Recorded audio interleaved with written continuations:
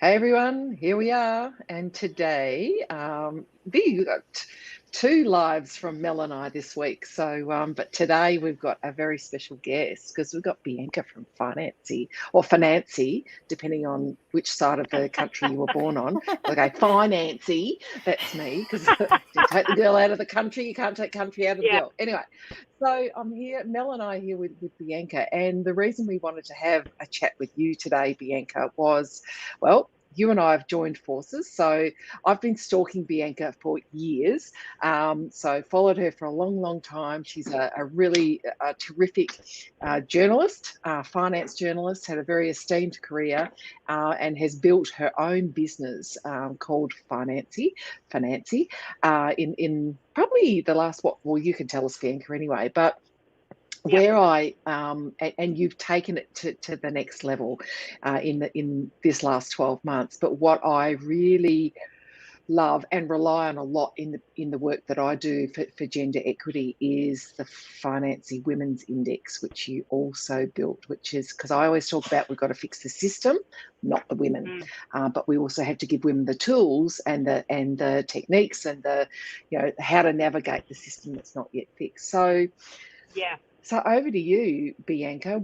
Tell us about you, the business, and I guess what the big, hairy, audacious goal is. Thank you. Thank you for having me on.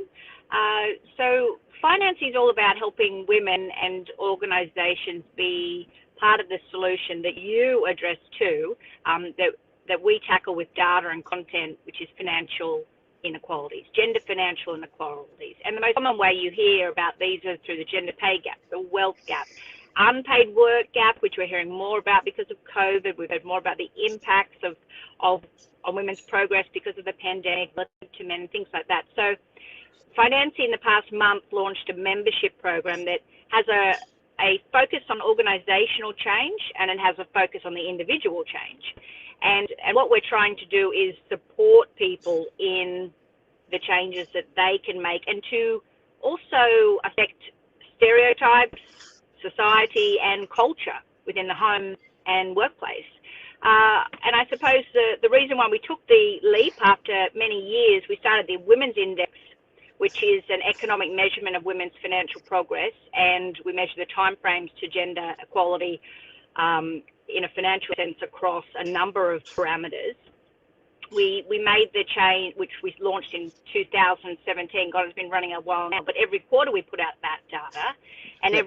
every quarter, I always joke that it leaves me with a bit of a twitch in the eye from writing it, and then it's bounced off a number of esteemed economists within Australia, and we always find something new, and we find opportunities for women. We find opportunities for organisations to make change, and we just keep the spotlight on this issue. And I like to think that we've had a role to play in the increased attention, and maybe that's going too far, but I feel like we're getting about a million eyeballs on it every quarter now, so I feel like we're finally, as a startup, getting traction, which is a good thing.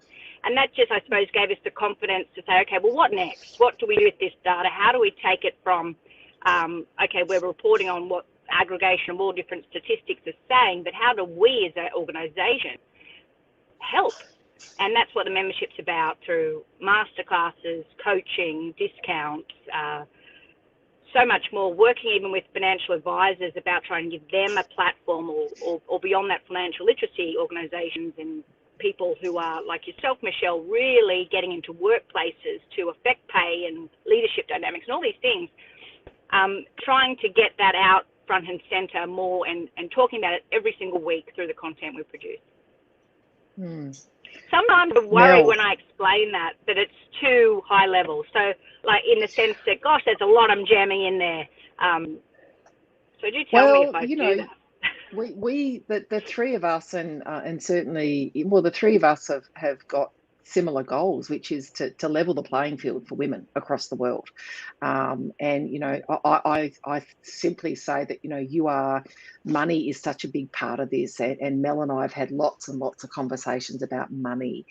Money's not a dirty word, ambition's not a dirty word, and we want to. For us, we want to really help women navigate and tap into that ambition and have a place to really, I guess, feel safe to say, I'm an ambitious woman who wants to be paid what she's worth. How do I go about that? So our goals are so aligned with a career that soars, and financing with the membership, as well as obviously the work I'm doing in workplaces. But Mel, what questions have you got? Yeah, so I'd just like to hear a quick blurb on, in a career that soars and via the Lead to Soar podcast, we are really trying to support professional women that are looking to advance, so ambitious women. What comes in Financy that they might be interested in? Like, what's a course that I or one of our members might be interested in? Yeah. Well, this week we have a masterclass coming up with Carol. She's going to hate me when I say this.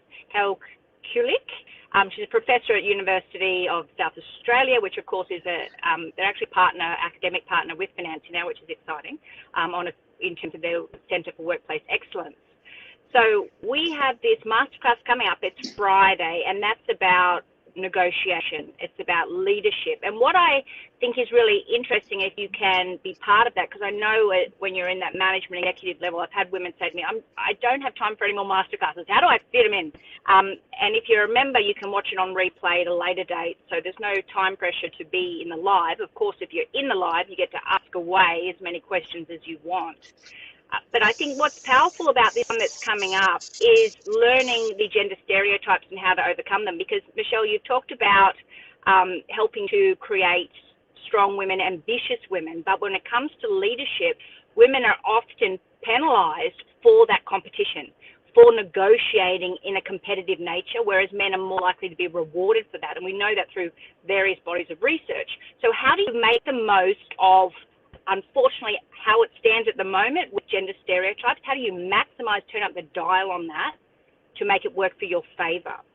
Because we're not yet at a time where the MBA textbooks and things like that are saying negotiation works this way for women. It's still talking predominantly about a male pathway, which doesn't always work for women. So in this masterclass, we're saying, well, this is how you can make it work to your strength until such a time that we are very successful from a diversity and inclusion point of view in actually radically changing that dynamic so it works to the strengths of women and men in a more gender neutral way.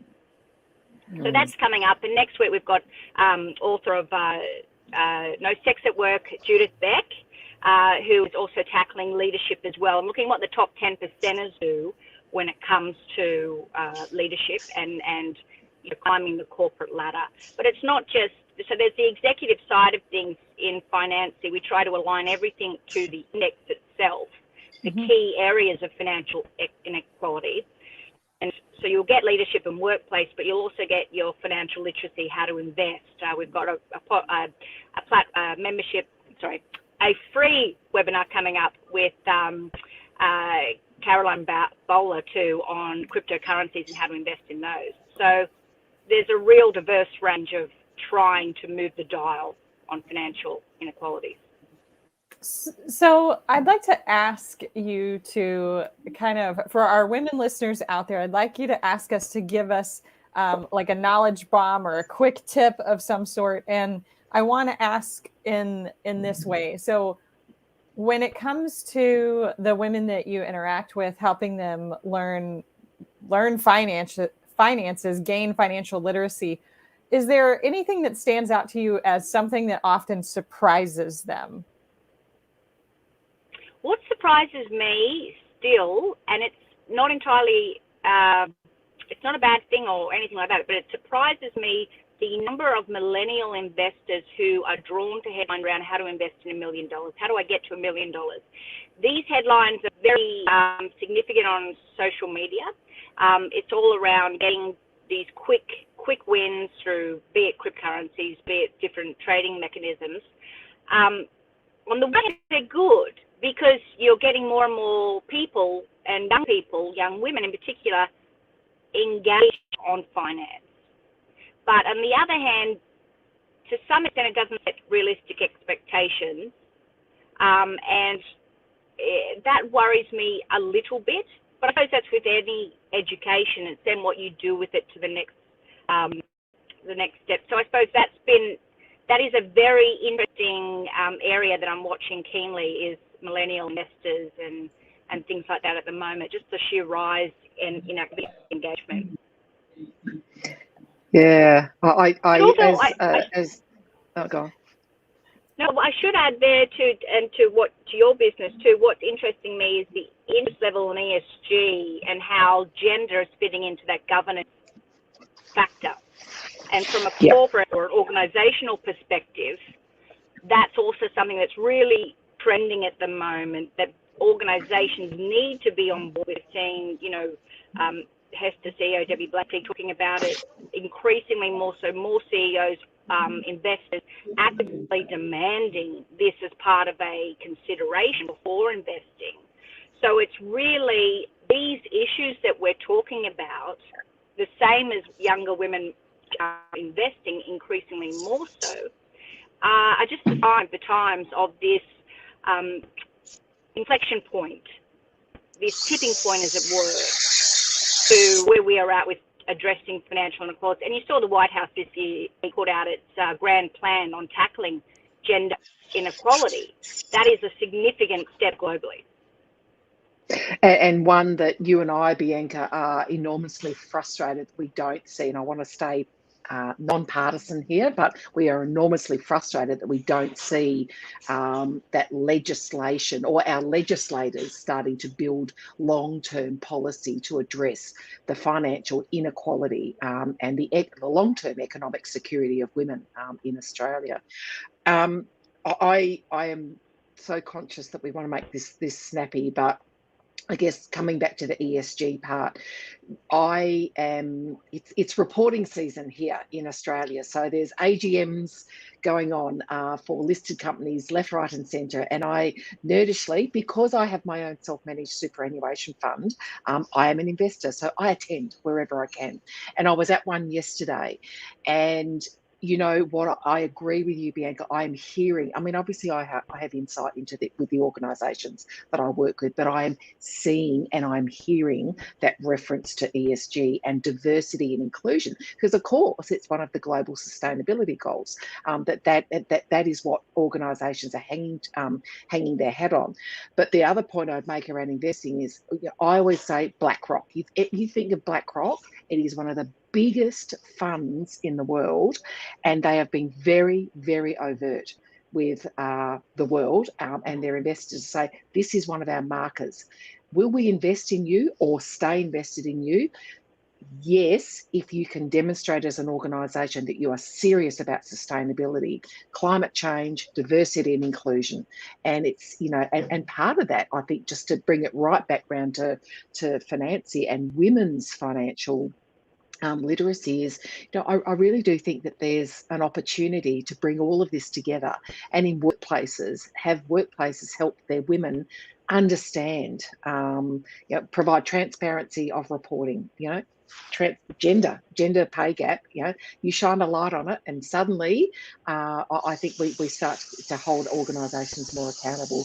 But also, how do women become more financially literate with their organisations' money? And that's what we talk about with our members as well. So I think we're looking at the same opportunity, the same risks and the same challenges from different standpoints, but have the same goal. So I'm very, very pleased to be in this alliance with you.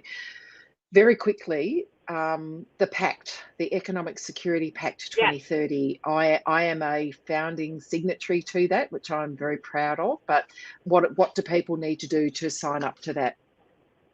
Yes, so to commit to a change, you've got till 2030, which frankly is plenty of time. To sign up to, there are 6 key things that we look at, from the gender pay gap, from superannuation, to even addressing unpaid work. And by signing the Economic Equality Pact, it's on the Financy website, and I've just dropped it into our chat as well. Thank you. You're basically taking the pledge to make this change. So this is part of as over the coming months, we're going to increasingly be rolling up things that align with this Equality Pact, including a tool that will allow investors and women to look more closely at the equality metrics of an organisation. So this very much aligns to that as a first step, and we're excited about that innovation that's coming to market, so that's really needed.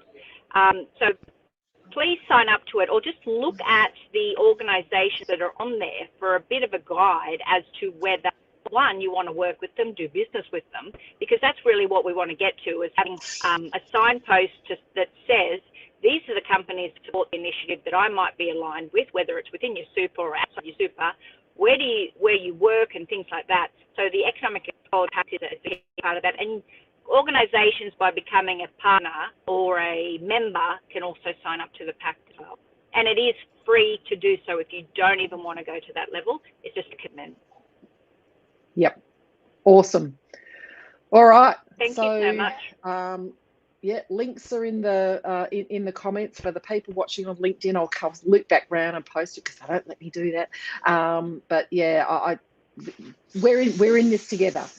So my business, Advancing Women in Business and Sport, our business, Mel, A Career That Soars, and Financy, we are all looking at how to fix the system that prevents women from reaching their full economic potential across their lifetime. So good to chat. Thanks, Bianca. Good to chat to you. And I wanted to ask you, Michelle, did you watch the Matildas last night? I did not. I must admit I had a very late night the night before. You missed a good game. I did, and I was in snooze land at Nana o'clock, I promise. But I did get up this morning and look at my Twitter feed and went, yeah. So yeah. All righty. All right, well, lovely to talk.